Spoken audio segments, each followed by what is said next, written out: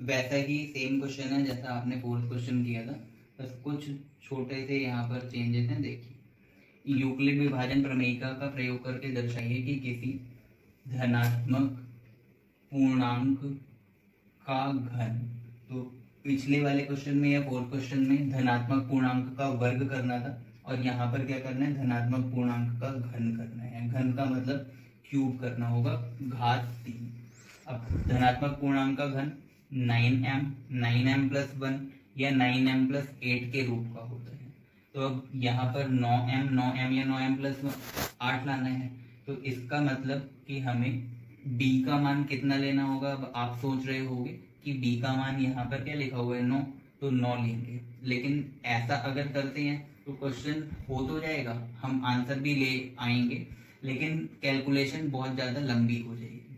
तो अब ऐसी कोई संख्या हमें सोचनी है कि उस संख्या की घात 3 करें या क्यूब करें या घन करें, तो रिजल्ट जो है उसमें से हमें कॉमन 9 मिल जाए।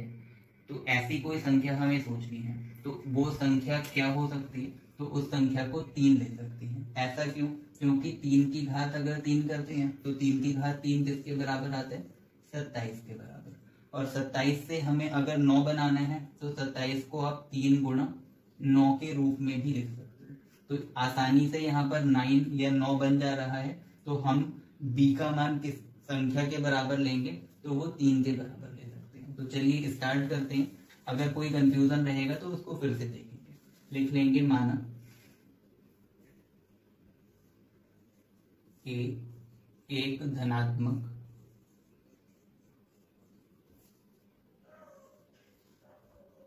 पूर्णांक है तथा b बराबर 3, जहां a बड़ा होगा 3 से, इसलिए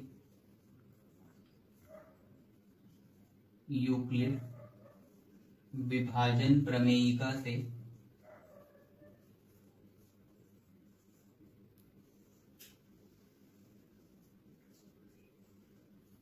a बराबर होता क्या है, BQ प्लस R, जहां R बड़ा और बराबर होगा 0 से और छोटा आएगा B से।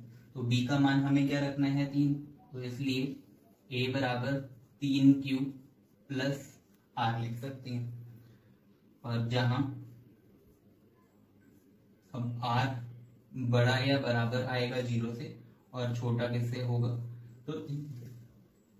तो लिखा जा सकता है, अतः R का मान या तो 0 आएगा, 1 हो सकता है और 2 हो सकता है। तो अब शुरू वैसे ही करते हैं। इस स्टेप को हम समीकरण 1 मान लेंगे। अब समीकरण 1 में एक बार R बराबर 0 रखना है, एक बार 1 रखेंगे और फिर 2 रखेंगे। लिख लेंगे, समीकरण 1 में R बराबर 0 रखने पर, अब जब R का मान 0 रखा जाएगा तो लिखा जा सकता है, इसलिए A बराबर 3Q प्लस R को किससे रिप्लेस करना है या किससे बदलना है, तो 0 से। और इससे क्या लिख सकते हैं, A बराबर 3Q। अब हमें क्या करना था, धनात्मक पूर्णांक का घन करना है। तो लिख लेंगे, दोनों पक्षों का घन करने पर, तो घन करने पर लेफ्ट हैंड साइड में भी a की घात 3 लिखा जाएगा और राइट हैंड साइड में भी जो संख्या 3Q है उसकी घात 3 लिखा जाएगा। तो अब सॉल्व अगर करें तो ये a की घात 3 आ जाएगा, और 3 की घात 3 का मतलब होता है 3 गुणा 3 गुणा 3। अब आप गुणा करो तो 3 3 9, 9 3 27 आएगा। तो आप लिख सकते हो 27 Q की घात 3। अब हमें जिस रूप में लाना है, तो कौन से रूप में लाना था, 9m के रूप में। तो क्या कर लेंगे, इस 27 को हम क्या लिख सकते हैं, 9 गुणा 3, 9 3 27 होता है, तो 9 गुणा 3 और ये Q क्यूब बचेगा, तो वो वैसे ही नोट कर लेंगे। अब यहाँ पर इसलिए लिखा जा सकता है a क्यूब बराबर 9 और m, अब यहाँ आप समझ गए होगे, लिखेंगे जहाँ m बराबर 3q क्यूब होगा। तो इसमें हमने एक पार्ट सिद्ध कर लिया कि संख्या a का घन 9m के रूप का होगा। अब पुनः क्या करना है, r का मान 1 रखना होगा, तो लिख लेंगे पुनः r बराबर 1 रखने पर, और जब r का मान आप 1 रखोगे तो आ क्या जाएगा, a बराबर 3q प्लस 1। अब फिर से दोनों पक्षों का घन करना है, तो लिख लेंगे घन करने पर। अब घन करने से लेफ्ट हैंड साइड में a की घात 3 आ जाएगी और राइट हैंड साइड में 3q प्लस 1 और उसकी भी घात 3 लिख देंगे। अब आपको एक सूत्र याद होना चाहिए कि a प्लस बी की घात 3 होता क्या है, तो a की घात 3 प्लस b की घात 3 प्लस 3a की घात 2b और 3a b स्क्वायर। तो इस सूत्र का हमें यूज करना होगा। तो राइट हैंड साइड सॉल्व करें, लिखा जा सकता है 3q का क्यूब प्लस 1 का क्यूब प्लस 3, a का मान 3q है तो 3q स्क्वायर और b का मान कितना आया 1 के बराबर, plus 3 into 3q into 1 square. तो यहाँ से अगर सॉल्व करते हैं तो फिर से वही है, 3 की घात 3 वो 27 और q क्यूब आ जाएगा, प्लस 1 लिख लो क्या, प्लस 3 इंटू 3q स्क्वायर को सॉल्व करें तो वो 9q स्क्वायर आ जाएगा और गुणा 1 करना है, प्लस यहाँ से 3 तियाँ 9q आएगा और गुणा 1 लिख देंगे। अब इसको अगर सॉल्व करें तो लिखा जा सकता है 27q क्यूब। अब 1 को बाद में लिखेंगे, पहले 9 तियाँ 27q स्क्वायर लिख सकते हैं, 9 एकम 9q लिख सकते हो और प्लस 1 आ जाएगा। तो अब इन तीनों टर्म्स में से या इन तीनों पदों से आप कॉमन कितना ले सकते हो, तो 27 भी 9 के पहाड़े में आता है, ये 27 भी 9 के पहाड़े में आएगा और 9 जो है वो 9 के पहाड़ी में आता ही है। तो 9 और यहाँ से 9 तियाँ 27 क्यू क्यूब बचेगा, यहाँ से फिर से वही 9 तियाँ 27 और क्यू स्क्वायर लिख लोगे और 9 एकम 9 होता है तो केवल क्यू बच जाएगा और लास्ट में क्या लिख लेंगे 1। तो यहाँ से ए क्यूब बराबर इस फॉर्म में रिजल्ट लिखा गया। तो आप मान सकते हो, माना जो पूरा ब्रैकेट है 3q cube plus 3q square plus q बराबर है m के, अतः a क्यूब बराबर 9m प्लस 1 आ जाएगा। तो इसको हम समीकरण नंबर 3 मान लेंगे।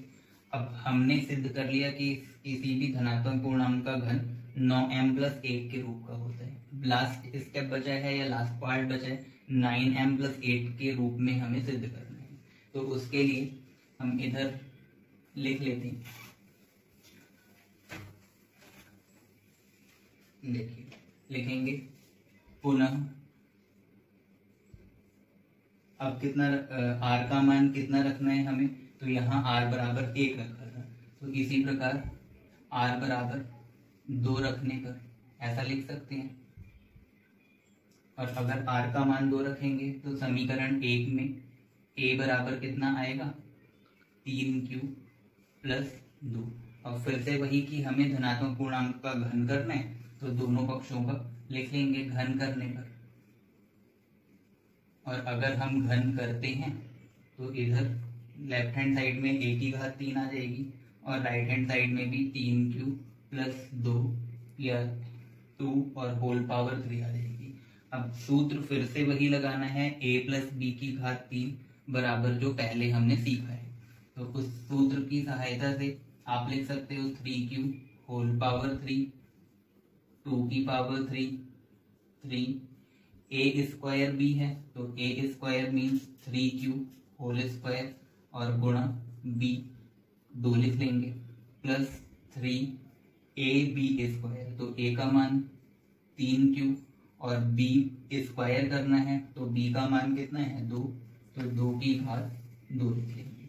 अब इसको अगर सॉल्व करते हैं या हल करें तो 3 क्यू की घात 3 कितना आ जाएगा, 27 क्यू क्यूब प्लस 2 की घात 3 तो वो 8 के बराबर आती है, प्लस 3 गुणा 3 का स्क्वायर करोगे तो 9 क्यू स्क्वायर गुणा 2 मिल जाएगा, प्लस 3 तियां 9 होता है तो आप लिख सकते हो 9 क्यू प्लस 9 क्यू गुणा 4। तो अब फिर से उसी प्रकार 27 क्यू क्यूब प्लस 9 तियां 27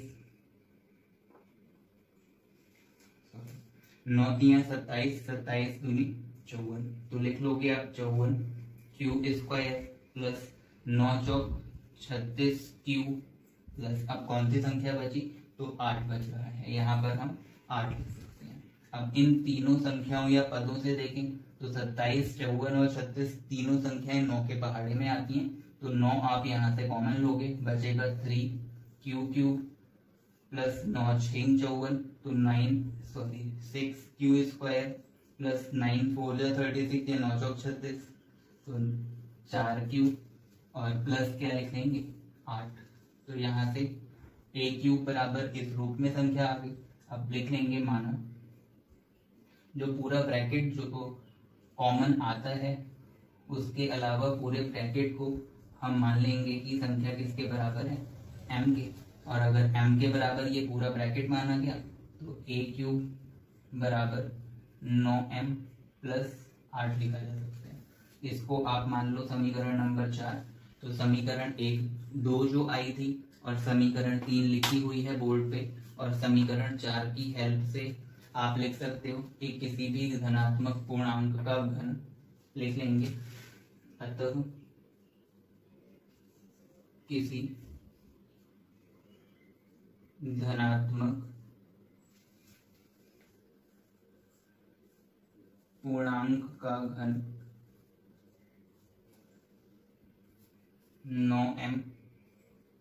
9m प्लस 1 व